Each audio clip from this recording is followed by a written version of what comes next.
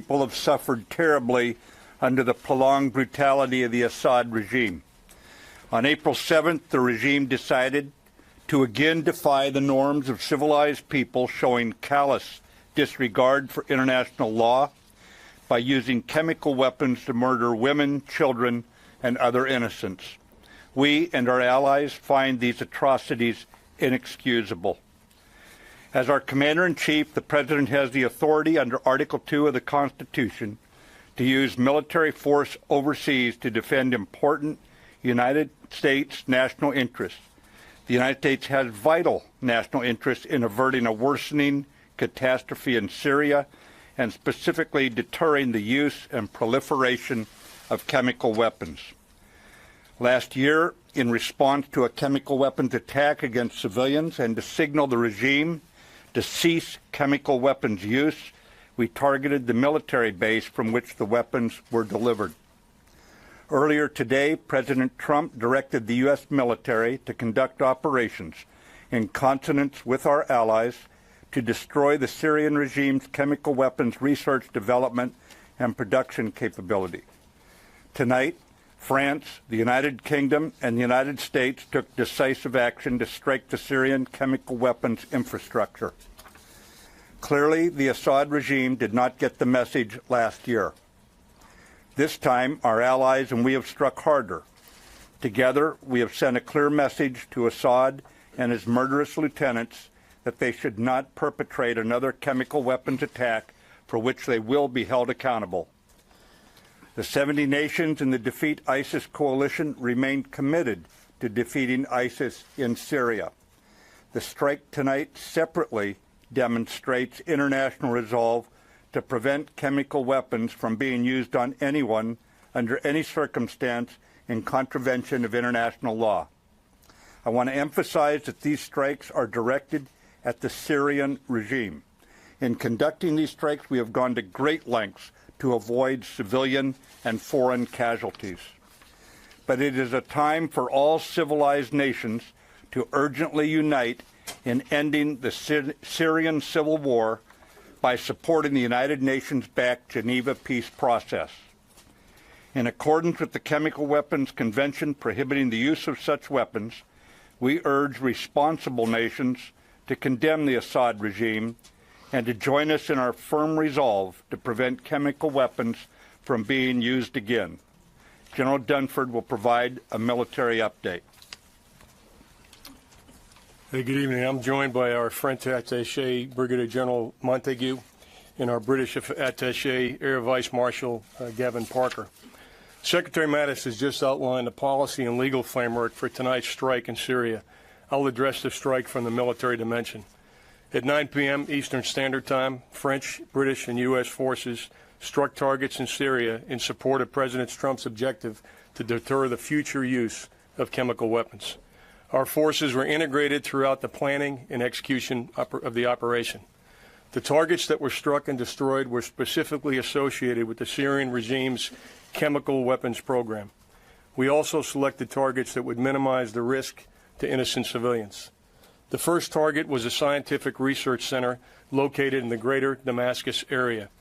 This military facility was a Syrian center for the research, development, production, and testing of chemical and biological warfare technology. The second target was a chemical weapons storage facility west of Homs. We assessed that this was the primary location of Syrian sarin and precursor production equipment. The third target, which was in the vicinity of the second target, contained both a chemical weapons equipment storage facility and an important command post. U.S., British, and French naval and air forces were involved in the operation, and for reasons of operational security, I won't be more specific this evening. Before we take questions, I'd like to address how this evening's strike were qualitatively and quantitatively different than 2017. Last year, we conducted a unilateral strike on a single site.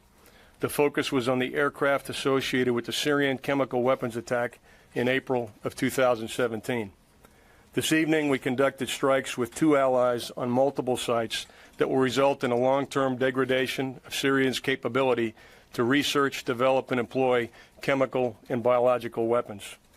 Important infrastructure was destroyed, which will result in a setback for the Syrian regime.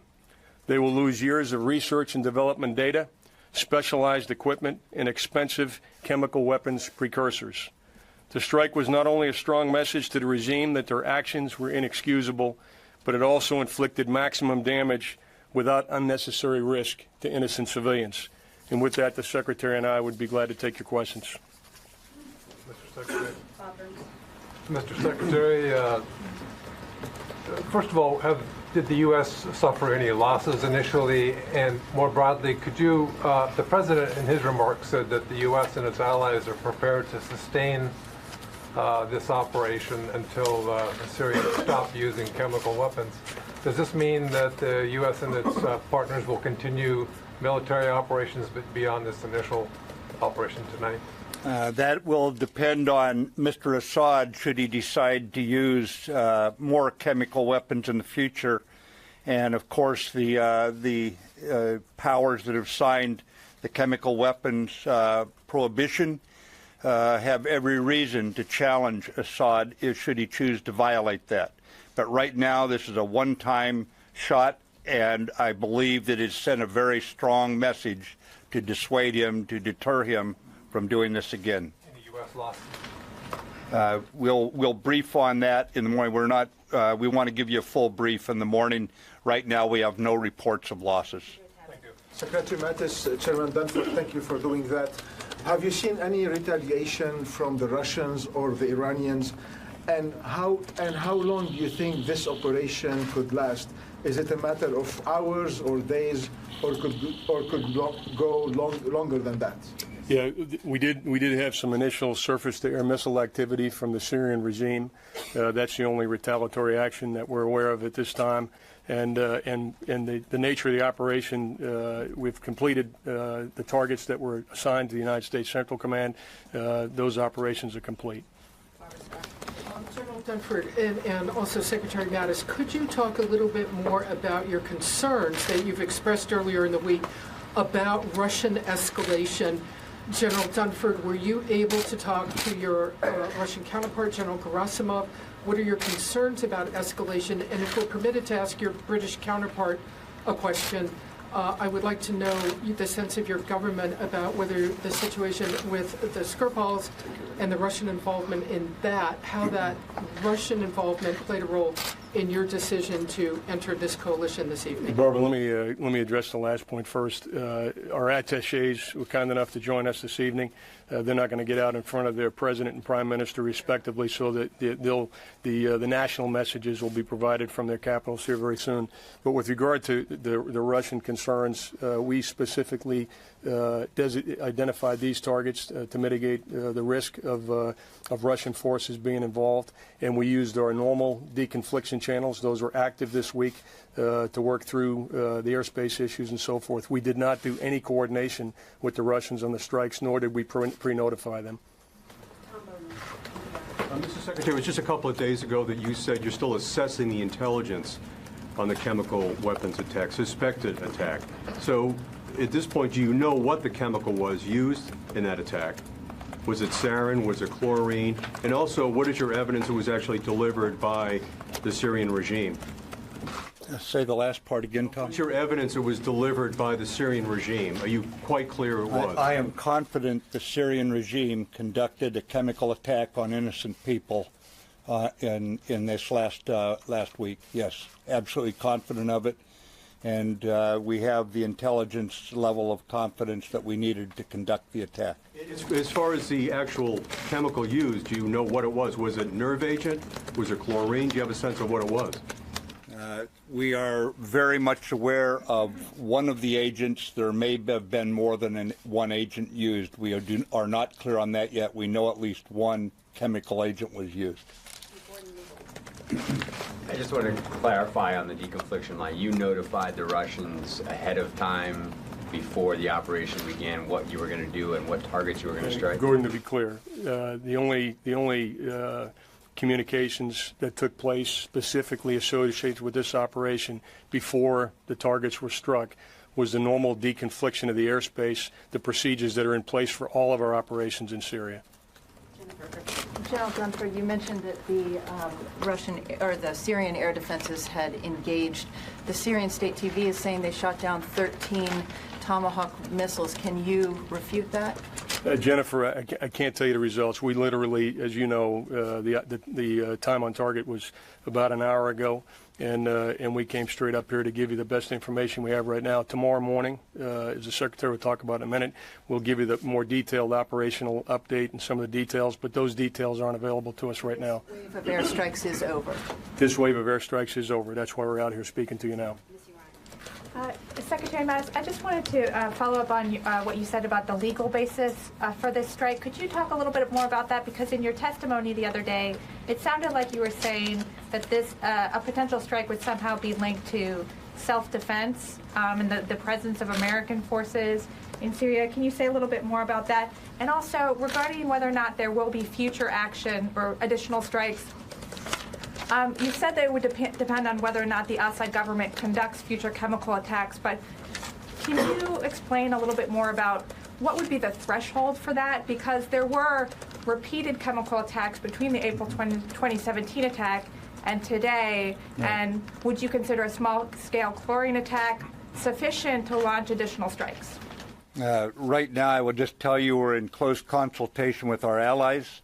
We review all the evidence all the time. It is difficult, as you know, to get evidence out of Syria, but right now we have no additional attacks planned.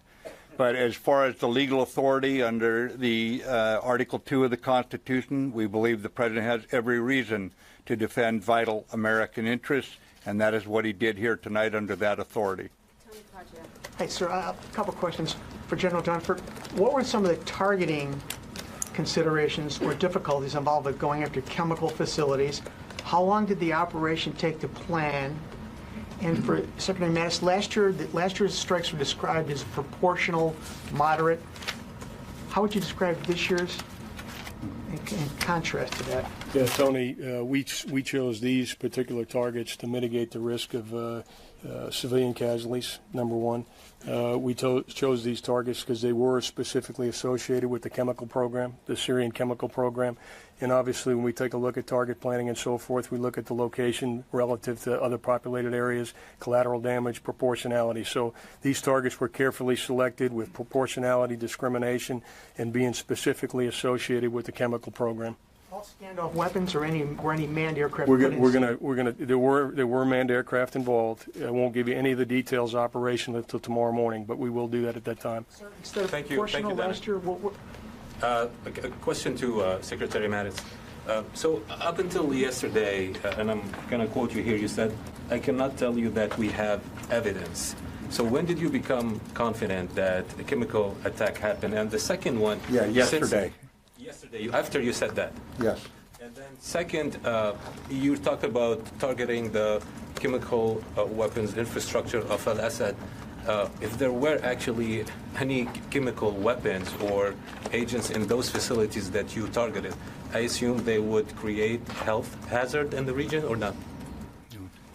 Yeah, we don't believe. We did very close analysis. As the chairman pointed out, we did everything we could in our intelligence assessment and our planning to minimize to the maximum degree possible any chance of civilian casualties.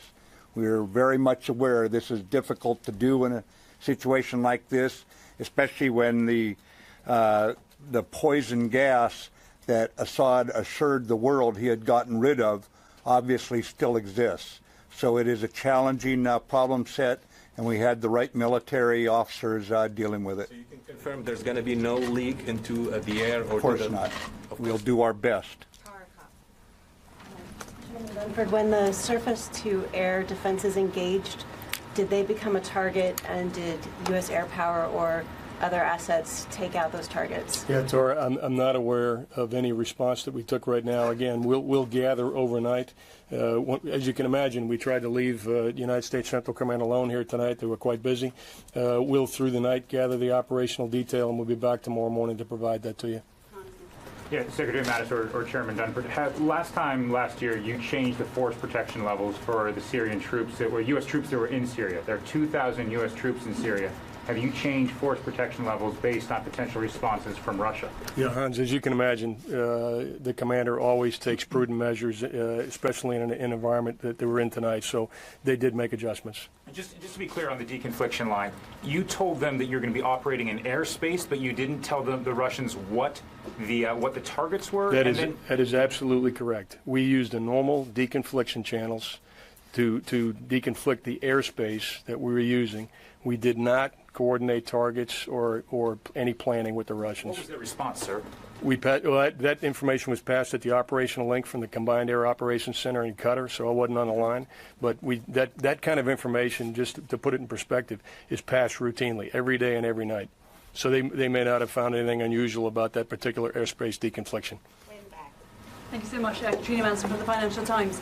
Can you talk a little bit about any Iran targets that you initially, Iran-associated targets that you initially considered, and why you may have not gone for them? And could your colleagues explain exactly the sort of contribution that you've made to tonight's operation? Yeah, again, our allied officers are here out of respect for the fact that they were part of the mission from planning all the way through to the political decision taken. And once their heads of state speak tomorrow, then that'll be the initial statement from those capitals. But as far as any other targets, we looked at targets specifically designed to address the chemical weapons threat that we have seen manifested. The whole world has watched in horror these weapons being used. Those were the only targets that we were examining for prosecution.